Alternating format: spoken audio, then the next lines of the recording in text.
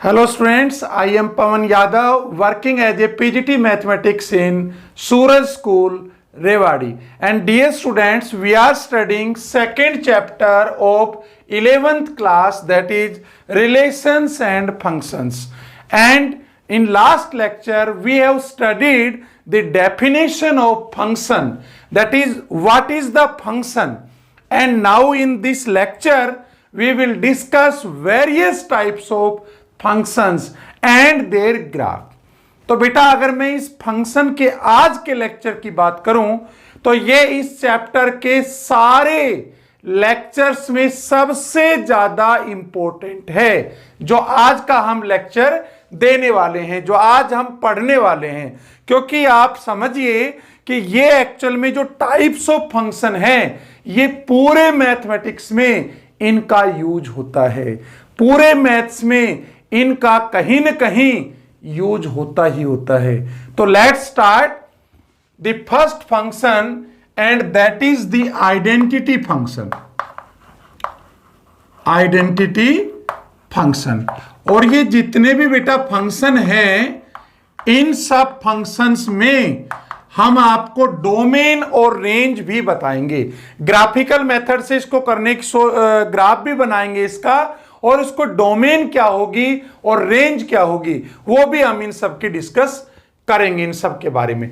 तो सबसे पहले बात करते हैं आइडेंटिटी फंक्शन। देखो बेटा, इसका जो नाम है ना, वो अपने आप में बहुत कुछ कह देता है। आइडेंटिटी मतलब मिरर इमेज, मतलब सेम चीज आ जाए। मतलब कहने का क्या हुआ कि अगर मैं कहूं कि f(x) = x, तो इसको मैं बोल लूंगा आइडेंटिटी। रटने की जरूरत नहीं है, इसको समझने का प्रयास करिए। देखो बेटा, यहां क्या हो रहा है, इस फंक्शन में जब हम x पुट कर रहे हैं, देखो यहां पे x है, ये एक तरह से y तो होता है fx, तो x रख रहा हूं तो क्या आउटपुट आ रही है, x ही आउटपुट आ रही है। मतलब क्या कि अगर मैं यहां पे 1 पुट करूं, मतलब x की जगह क्या पुट करूं, 1 पुट करूं, तो मुझे बताइए y की वैल्यू क्या आ रही है, यही तो तुम्हारा fx है, fx की वैल्यू 1 आ गई। मतलब जब x 1 था तो f(x) भी 1 आ रहा है। अब अगर मैं 2 पुट करूं, तो अगर हम 2 पुट करें x की जगह, तो देखो ये क्या कर रहा है, 2 ही आएगा, x ही आएगा। इसका मतलब जब x की वैल्यू 2 है तो f2 की वैल्यू 2 है, मतलब y की वैल्यू 2 है। 3 लूंगा तो 3 होगा, 4 लूंगा तो 4 होगा। तो एक तरह से ये मिरर इमेज हो गई।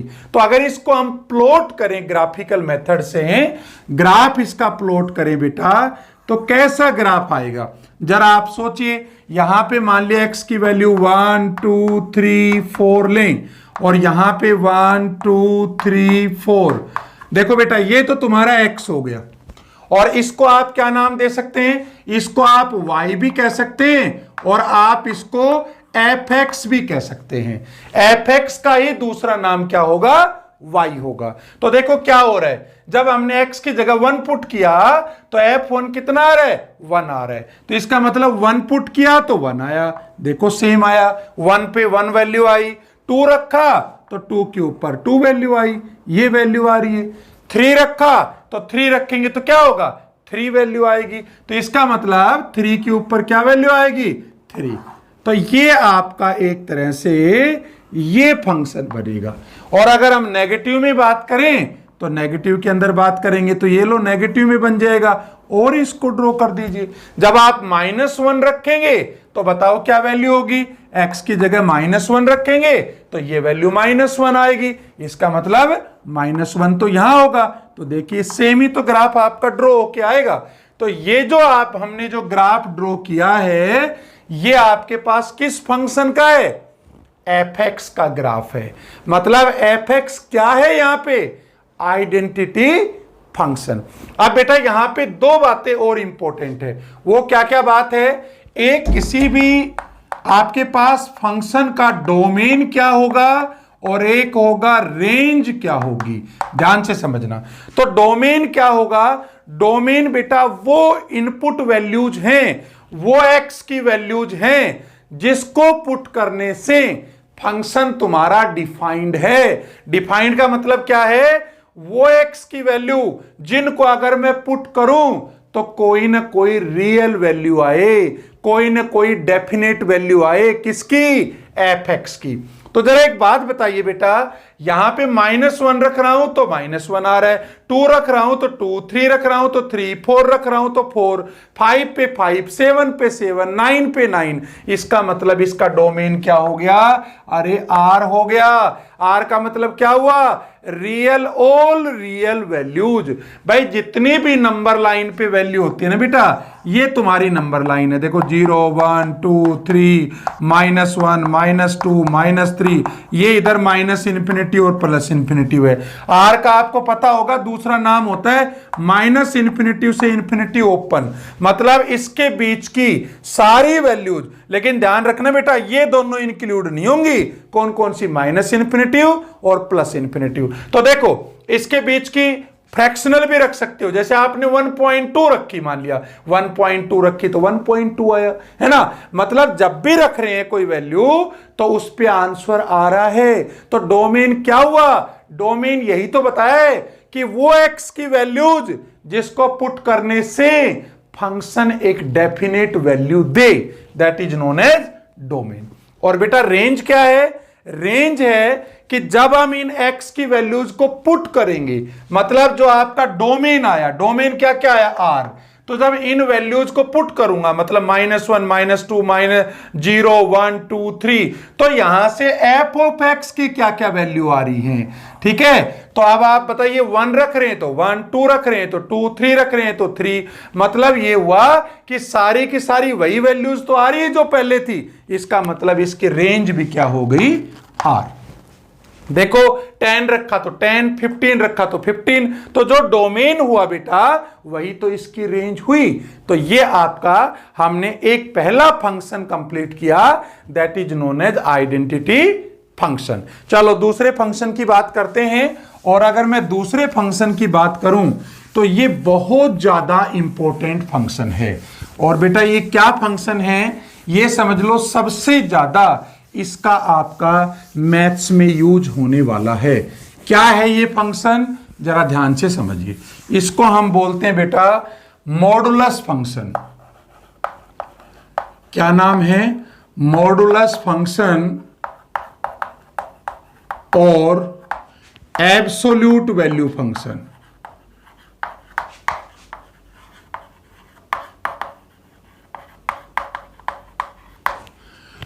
मॉडुलस फंक्शन और इसका दूसरा नाम क्या है? Absolute value function. ये भी इसी का नाम है। तो देखो मॉडुलस आपने सुना होगा कि भाई F X is equal to, ये दो वर्टिकल लाइन अगर मैं लगा दूं तो इसका मतलब हो जाता है क्या? मॉडुलस। अच्छा, अब ये मॉडुलस की खास बात पता है क्या है बेटा? इसके अंदर कुछ भी पुट करो, ये ऐसा जादू करता है कि बाहर पॉजिटिव वैल्यू ही आएगी। मतलब क्या हुआ कि अगर आप इस x की जगह, देखो अगर इस x की जगह आपने 1 पुट किया तो 1 का मॉडुलस क्या होगा? 1। मतलब पॉजिटिव वैल्यू थी तो पॉजिटिव ही बाहर आ गई।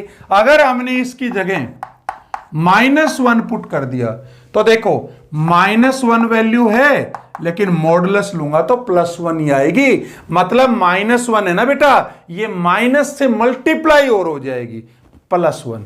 जो मनमर्जी पुट कर लो। जैसे आपने 1.6 पुट किया तो 1.6 का मॉडुलस क्या होगा? 1.6। बाहर तो पॉजिटिव ही आनी है। और अगर मैं f -10 लूं तो -10 का मॉडुलस मतलब 10। मतलब ये हुआ कि जो भी हम पुट करेंगे, नेगेटिव हो पॉजिटिव हो, बाहर क्या आना है? पॉजिटिव ही बाहर आना है। तो अगर इसका ग्राफ बनाना चाहें तो इसका देखो बेटा ग्राफ कैसा बनेगा, वो भी एक बार डिस्कस कर लेते हैं। तो ग्राफ बनाने से पहले अगर मैं इसको ब्रेक करूं एफ एक्स को, तो देखो बेटा ये ऐसे ब्रेक होता है एक्चुअल में। F X is equal to, हम कहेंगे x when x is greater than equal to 0। ध्यान से समझना, बहुत ज्यादा यूज होने वाला है। और हम कहेंगे -x when x is less than 0। अब इसका मतलब समझिए जरा आप, क्या हुआ? देखो बेटा आपने जब 1 पुट किया, क्या पुट किया? 1, तो आप ध्यान से देखो 1 का मॉडुलस हमने लिया तो क्या आंसर आया 1। और ये क्या कह रहा है, देखो ये कह रहा है अगर x की वैल्यू 0 से बड़ी हो तो 0 से बड़ी क्या हुई, ये 1 ली मैंने x की जगह, तो 1 0 से क्या हुई, बड़ी हुई। तो 0 से अगर बड़ी हुई तो कह रहा है उसका x ही आंसर आएगा, मतलब 1 थी ना x की वैल्यू, तो 1 ही आंसर आएगा। और एग्जांपल ले तो जैसे 1.6 लिया तो 1.6 क्या है, 0 से बड़ा है, तो 1.6 ही आंसर आएगा, कह रहा है x ही आंसर आएगा। और अगर मैं x 0 से कम लेता हूं, कम क्या, जैसे मान लिया मैंने -1 ले लिया, तो -1 जब लोगे बेटा, ये 0 है ये -1 है, तो -1 तो 0 से कम आया ना, तो कह रहा है जब भी 0 से कम वैल्यू होगी ना, तो जो वैल्यू होगी ना x की, उसको किससे मल्टीप्लाई करना है, माइनस से। तो देखो -1 में हमने क्या किया, ये -1 थी x की वैल्यू, तो इस वैल्यू को किससे मल्टीप्लाई किया, माइनस से और किया, तभी तो ये +1 आया। समझ आया कि नहीं आया, -10 था, तो -10 भी क्या है बताओ, 0 से कम है कि नहीं है। और अगर ये 0 से कम है बेटा, तो इसका मतलब क्या हुआ, -10 जो आपके x की वैल्यू है ना, इसको माइनस से और मल्टीप्लाई करना है, तो वैल्यू कितनी आ गई, +10 आ गई। मतलब वैल्यू तो बाहर प्लस ही आनी है, तो अगर नेगेटिव वैल्यू हुई 0 से कम तो माइनस से मल्टीप्लाई और कर दो, और अगर पॉजिटिव वैल्यू हुई या 0 हुई तो वो एज इट इज वैल्यू बाहर आ जाएगी। शायद आपको समझ में आ गया होगा, बहुत इंपॉर्टेंट है। तो देखो अब इसका जब अगर ग्राफ ड्रॉ करूं मैं, तो इसका ग्राफ ऐसा बनता है, ये ग्राफ बनेगा किसका, मॉडुलस ऑफ x का। ये तुम्हारा x हो गया, ये तुम्हारा fx हो गया। अब तुम कहोगे सर ये कैसे ग्राफ बना, देखो जरा समझा देता हूं आपको। मान लिया ये x की 1 वैल्यू है, ये 2 है, ये 3 है, ये 4 है, ये y की मान लिया 1 है, ये 2 है, ये 3 है, ये 4 है। यहां पे बात करें -1 -2 और मान लिया -3, ये आपके पास इधर वैल्यूज हैं। तो ध्यान से देखो बेटा, अगर हम इसके अंदर 1 पुट करें तो 1 का मॉडुलस क्या होगा, 1 होगा। तो 1 के ऊपर तो देखो 1 आ गया कि नहीं आ गया, ये पॉइंट आ गया। अगर 2 रखेंगे तो 2 का मॉडुलस कितना होगा भैया, f ऑफ 2 कितना होगा जरा बताइए, 2 का मॉडुलस मतलब 2 होगा। 2 होगा तो क्या कहूंगा मैं, अगर x 2 है तो y 2 आ गया। 3 रखेंगे तो कितना होगा, 3 का मॉडुलस 3 आएगा। 3 रखेंगे तो 3 का मॉडुलस तुम्हारा क्या होगा, 3 आ जाएगा। और अगर -1 लेता हूं तो क्या आएगा, जरा सोचो। -1 लेते थे तो -1 का मॉडुलस तो 1 आता था, इसका मतलब -1 पे वही वैल्यू आएगी। देखो ध्यान से, -2 लूंगा तो 2 आएगा। ध्यान से देखो, -2 जब आप लोगे तो -2 का मॉडुलस क्या लोगे, -2 का मॉडुलस 2 बार आएगा। जैसे ही 0 से कम होगी x की वैल्यू तो माइनस से मल्टीप्लाई और कर दो, तो -2 को माइनस से करेंगे तो +2 आ गया। तो देखो बेटा -3 पे 3 होगा। तो आप देखो यही तो ग्राफ ड्रॉ होके आएगा। तो ये हमारा ग्राफ हो गया किसका, मॉडुलस x का। जब भी वैल्यू पुट करेंगे तो पॉजिटिव ही बाहर आएगी। और ये जो ब्रेकअप वाला है ना बेटा, इसको ध्यान से आप समझ लेना, ठीक है। अच्छा, कई बार ग्राफ बनाना आ जाता है कि भाई x - 2 के मॉडुलस का ग्राफ बनाओ। अब बताओ कैसे बनाओगे। तो क्या करना है आपको, मॉडुलस x का जब आपने ग्राफ बनाया था तो क्या बना था, ये 0 है, ये आपका यहां से ओरिजिन से यहां बढ़ना शुरू हो गया, इधर सेम मिरर इमेज है। तो x - 2 का ग्राफ कैसे बनेगा, ये देखो इसकी वैल्यू x एक्सिस पे 0 कहां बनेगी, तो इसको 0 के इक्वल पुट कर दो। तो x - 2 = 0, तो x = 2 आ जाएगा। इसका मतलब 2 पे 0 बनेगा। तो पता है सिर्फ इसका जो ये पॉइंट है ना, ये शिफ्ट हो जाएगा, ये 1 है, ये 2 है, तो ये पॉइंट तुम्हारा, इसका ये पॉइंट आ गया। इसके बाद तो फिर उसके बाद वही बनेगा, कैसे, ये इधर चला जाएगा, ये इधर आ जाएगा। कैसे जरा बताइए। जब आपने 2 रखा बेटा, x की जगह 2 रखा तो y 0 है। जब 3 रखोगे, 3 रख के देखो तो y की वैल्यू क्या आएगी, 1 आएगी। 3 रखोगे तो 1, 4 रखोगे तो 4 - 2 2 आ जाएगा। समझ में बात आ रही है? 1 रखोगे तो 1 माइनस 2 कितना हुआ? -1, और -1 का मॉडुलस कितना होता है? 1 होता है। तो इसका मतलब इसके ऊपर 1 वैल्यू आ गई। देखो सेम आ रही है कि नहीं आ रही है? समझ गए? तो इसलिए बिल्कुल इसको सिंपल वे में लेना है, ऐसे आपको समझने का प्रयास करना है। अच्छा आप बताओ डोमेन क्या हुआ इसका? डोमेन बता सकते हो बेटा?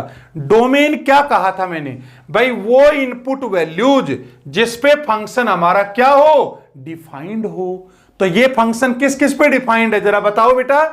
ये x की जगह देखो हमने क्या किया, ग्रेटर देन 0 भी पुट कर ली सारी, -+5 +6 +7 7.5 10, कुछ भी ग्रेटर देन 0 पुट करो तो कुछ ना कुछ आंसर आएगा, पॉजिटिव ही आंसर आना है। और जब लेस देन 0 पुट करेंगे -10 तो 10, -15 15, -100 100, मतलब सब पे आंसर आ रहा है। इसका मतलब ये सब पे डिफाइंड है। तो डोमेन कितना आ गया? R आ गया। लेकिन बड़ा इंटरेस्टिंग है, अब रेंज क्या होगी? जरा दिमाग लगाओ बेटा, आपको 1 मिनट का समय दे रहा हूं। इसकी रेंज क्या हुई? क्या कहा था मैंने? रेंज कैसे निकालते हैं? ये जो डोमेन की वैल्यूज हैं, ये जब हम यहां पे पुट करेंगे तो पुट करने के बाद जो आंसर आएंगे उसको बोलते हैं रेंज। तो बताओ क्या क्या आंसर आएंगे जरा? भाई आपने -1 रखा तो भी आंसर 1 आया, 1 रखा तो भी 1, 2 रखोगे तो 2, 1.6 पे 6। तो आप इमेजिन कर सकते हो नेगेटिव वैल्यू तो कहीं आ ही नहीं रही है। इसका मतलब क्या कहेंगे? Range all positive real numbers, और you can say non negative real numbers. मैंने क्या कहा बेटा? नॉन नेगेटिव क्यों कहा मैंने? कि भाई मैं कुछ भी पुट करूं, चाहे नेगेटिव करूं, देखो डोमेन में तो R आ गया, मतलब नेगेटिव वैल्यू भी है सारी और पॉजिटिव भी है। लेकिन जब मैं नेगेटिव रख रहा हूं चाहे पॉजिटिव रख रहा हूं, सब पे आंसर तो पॉजिटिव ही आ रहा है। तो यही तो तुम्हारी रेंज है। तो इसका मतलब रेंज क्या हुई? ऑल पॉजिटिव रियल नंबर, और you can say non negative real numbers, मतलब नेगेटिव नहीं आएगा।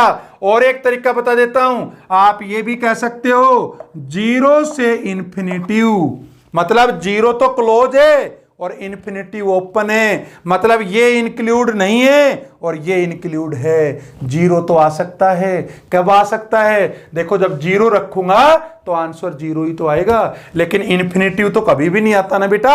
याद रखना, इन्फिनिटिव तो कभी वैल्यू आती ही नहीं है, इन्फिनिटिव कोई वर्ड होता ही नहीं है, मतलब इनफाइनाइट जो फाइनाइट ना हो। इसलिए हम इसको हमेशा ही -इन्फिनिटी और +इन्फिनिटी को ओपन इंटरवल में लेंगे।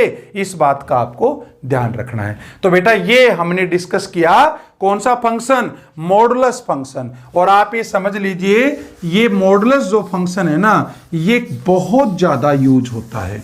और इसी तरह का जो अगर हम नेक्स्ट अगर फंक्शन लेते हैं मॉडुलस की तरह ही, जो सबसे ज्यादा यूज होने वाला फंक्शन है, वो हम अब स्टडी करने जा रहे हैं, और वो होता है ग्रेटेस्ट इंटीजर फंक्शन। क्या नाम बताया है मैंने? Greatest integer function. तो देखो बेटा इसको भी एक बार स्टडी करते हैं कि ये ग्रेटेस्ट इंटीजर फंक्शन क्या है। देखो जरा, greatest integer function, very very important, लगा भी देता हूं मैं, वेरी वेरी इंपॉर्टेंट। इसको हम लेस देन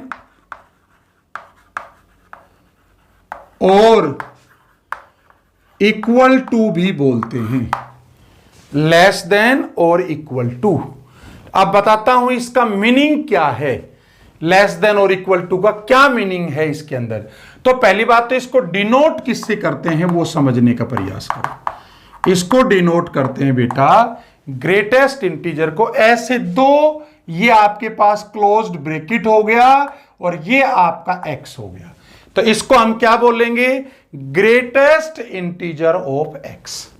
ठीक है। अच्छा अब इसकी देखो खास बात क्या है, इसकी खास बात यह है कि ये जो है ना कुछ भी इसके अंदर आप पुट कर लो, लेकिन इसका जो आंसर आएगा ना वो इंटीजर ही आएगा। कैसे? पहले जरा कुछ वैल्यूज से समझाता हूं, देन आपको इसको ग्राफिकल से समझाऊंगा। जरा ध्यान से समझो। अगर मैं इसके अंदर एफ ऑफ 1.6 रखता हूं, क्या रखा मैंने? 1.6, तो 1.6 का ग्रेटेस्ट इंटीजर क्या हुआ?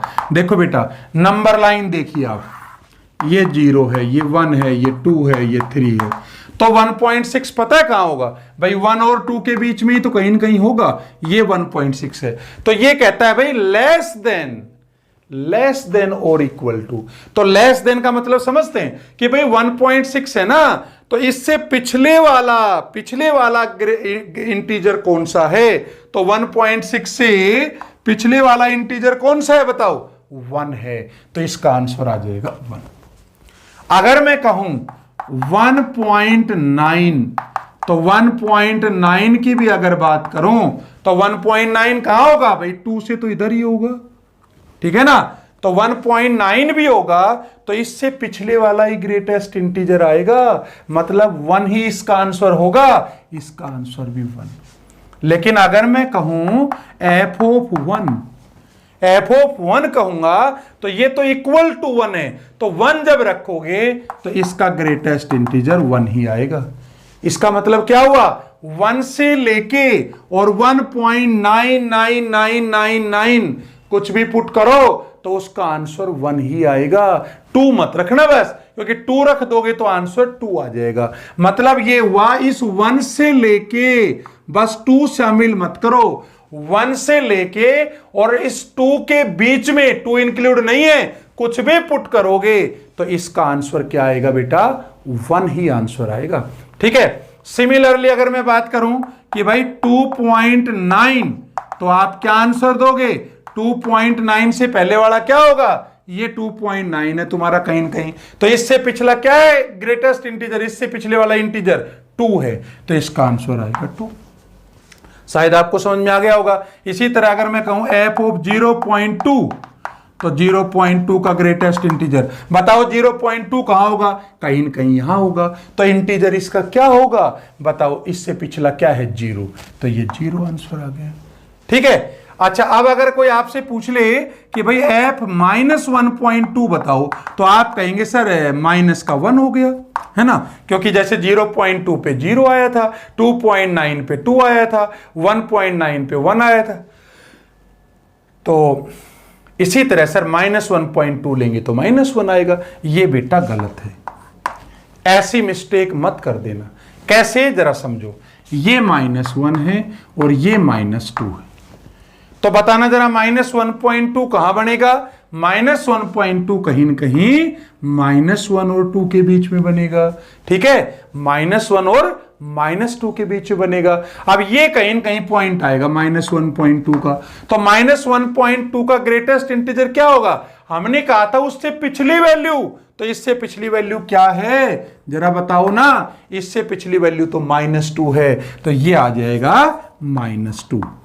इसी तरह से अगर कोई माइनस का 2.5 कहे तो देखो -2.5 किस किस के बीच में होगा? -2 और 3 के बीच में, तो इससे पिछला ही तो ग्रेटेस्ट इंटीजर होगा, तो इसका आंसर आएगा -3। मतलब सिंपल बता देता हूं कि अगर पॉजिटिव वैल्यू तो हो फ्रैक्शनल में, जैसे 1.6, 2.9, 0.2, तो इसका जो ये पार्ट है ना आपका, यही आंसर आ जाएगा। पॉइंट से जो पहले वाले जो वैल्यू है वही आंसर होगा। लेकिन अगर माइनस में हो वैल्यू, तो आपके -1.2 हो तो -1 से पिछली आएगी -2, -2 होगा तो -3। ऐसे आपको ग्रेटेस्ट इंटीजर को वैल्यू को निकालना है। तो अगर मैं अब इसका ग्राफ बनाऊं तो इसका ग्राफ देखिए कैसे बनेगा ग्रेटेस्ट इंटीजर का। बहुत इंपॉर्टेंट बेटा इसका ग्राफ है, और ये समझो बहुत ज्यादा इसका यूज होता है। किसका? ग्रेटेस्ट इंटीजर फंक्शन का। तो देखो इसका ग्राफ बनाने का प्रयास करते हैं। इसका ग्राफ इस तरह से बनेगा। ये आपके पास 0 है, ठीक है बेटा, ये आपके पास 1 है, ये 2 है मान लिया, ये 3 है, ये 4 है। यहां पे -1 ले लिया मैंने, ये -2 है, ये -3 है, ये -4 है। ठीक है, अब ध्यान से देखिए क्या कहा था मैंने, 0 और 1 के बीच में, देखो ये 1 पे मैं ओपन सर्कल ले रहा हूं, ये इसका मतलब ये 1 इंक्लूड नहीं है। तो 0 और 1 के बीच में कुछ भी पुट कर लीजिए, आपका आंसर 0 ही आएगा। समझ में बात आ गई? अच्छा, अब अगर मैं बात करूं 1 के ऊपर तो क्या आंसर आएगा, याद करो, fx is equal to greatest integer था, तो 1 पुट करूंगा तो 1 पे तो 1 ही तो आंसर आएगा। इसका मतलब 1 पे तो 1 आएगा। अब 1 से लेके, ध्यान से समझना, 1 से लेके कहां तक, 2 तुम्हारा ओपन होगा, मतलब 2 शामिल नहीं होगा। अब 1 तो यहां इंक्लूड है, यहां पे देखो 1 इंक्लूड है, लेकिन 2 इंक्लूड नहीं है। मतलब जब 1 रखोगे तो भी 1। अच्छा, 1.5 रखोगे, अरे 1.5 रखोगे तो क्या आंसर आएगा, 1 ही आएगा। 1.9 रखोगे तो भी 1 ही आएगा। इसका मतलब क्या हुआ कि भाई 1 से लेके और 2 के बीच में कुछ भी वैल्यू पुट करूंगा तो आंसर मेरा 1 ही आएगा। सिमिलरली 2 जब रखूंगा तो 2 पे आंसर आएगा 2। आप समझते हैं, 2 रखेंगे तो ग्रेटेस्ट इंटीजर तुम्हारा 2 ही आएगा। अब 2 से कहां तक, 2 से लेके और 3 ओपन तक, मतलब 3 इंक्लूड नहीं है, 2.99999 तक इंक्लूड है, वहां तक रखूंगा तो आंसर तुम्हारा 2 ही आएगा। और अगर 3 से लेके 4 के बीच में ओपन रखूं मैं, मतलब 4 इंक्लूड नहीं है, आप ये कह सकते हैं कि 3 से लेके और 4 के बीच में, है ना। इस इंटरवल को कैसे पढ़ूंगा, 3 क्लोज 4 ओपन, इसके बीच में कुछ भी पुट कर लीजिए आप, जैसे 3.2 रखा 3, 3.8 रखा 3, 3.5 रखा 3, 3.01 रखा 3। आप समझ गए होंगे।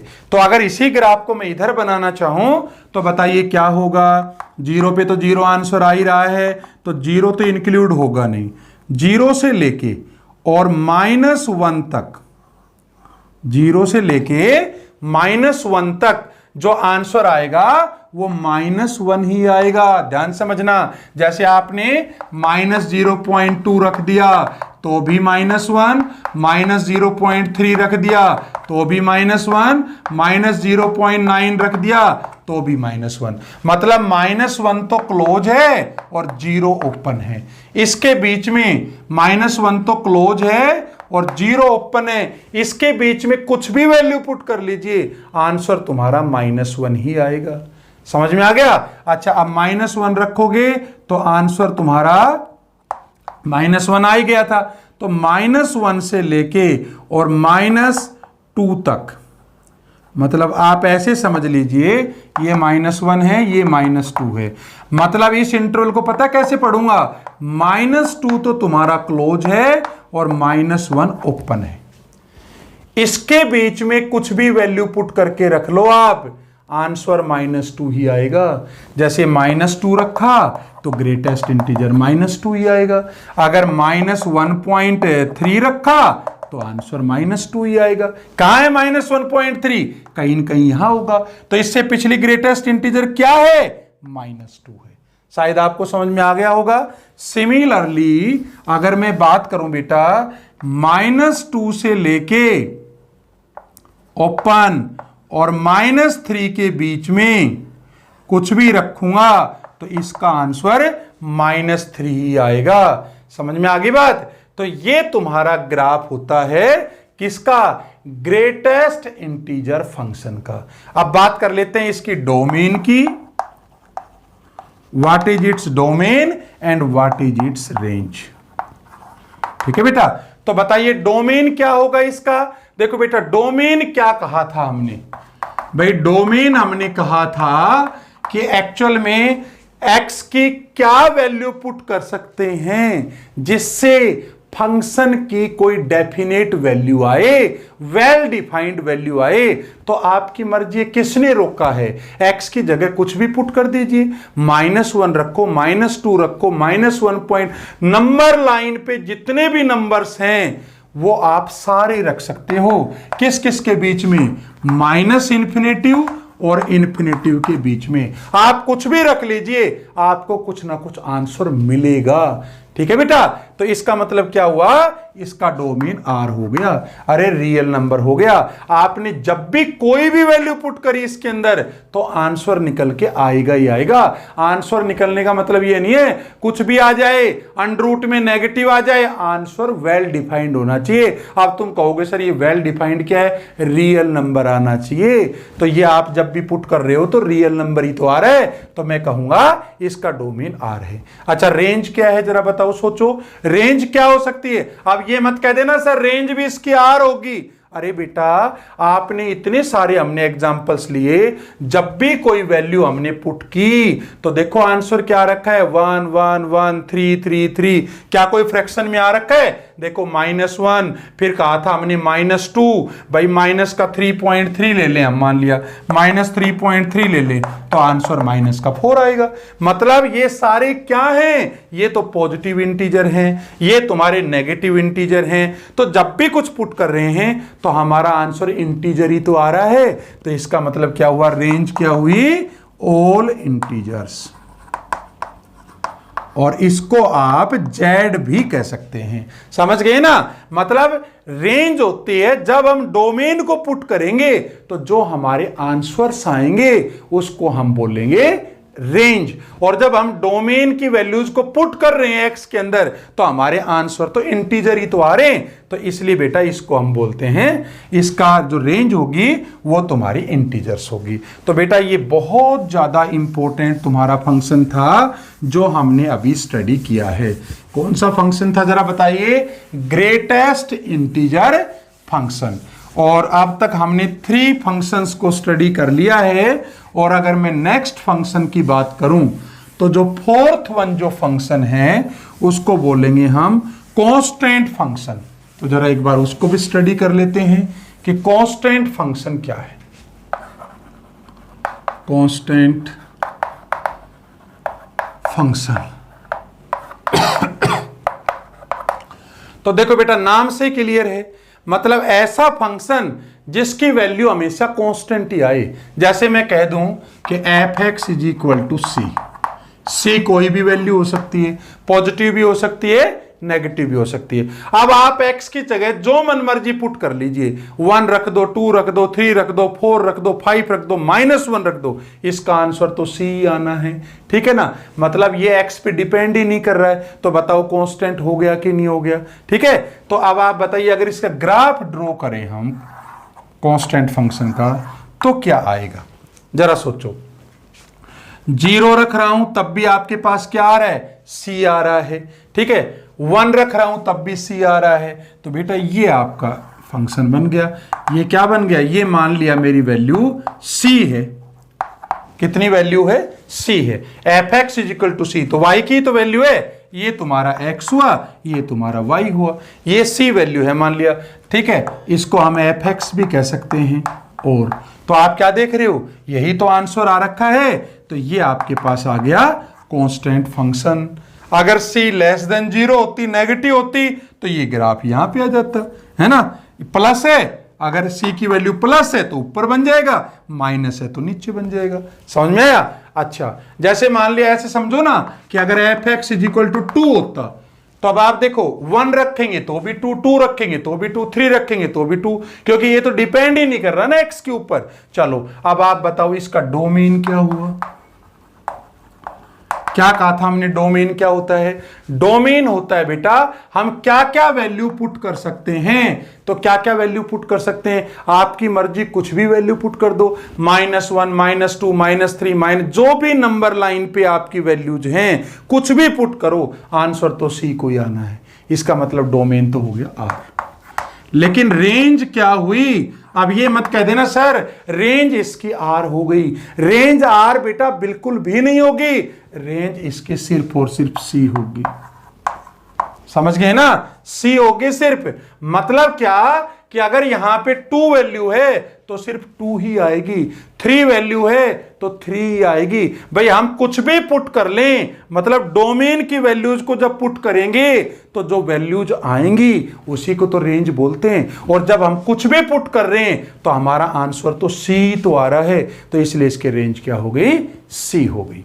तो बेटा यहां पे हमने 4 जो आपके पास इंपॉर्टेंट जो फंक्शंस हैं उसका डोमेन, रेंज और उनके हमने ग्राफ डिस्कस करे हैं। In next lecture we will study graph, domain and range of some other important functions.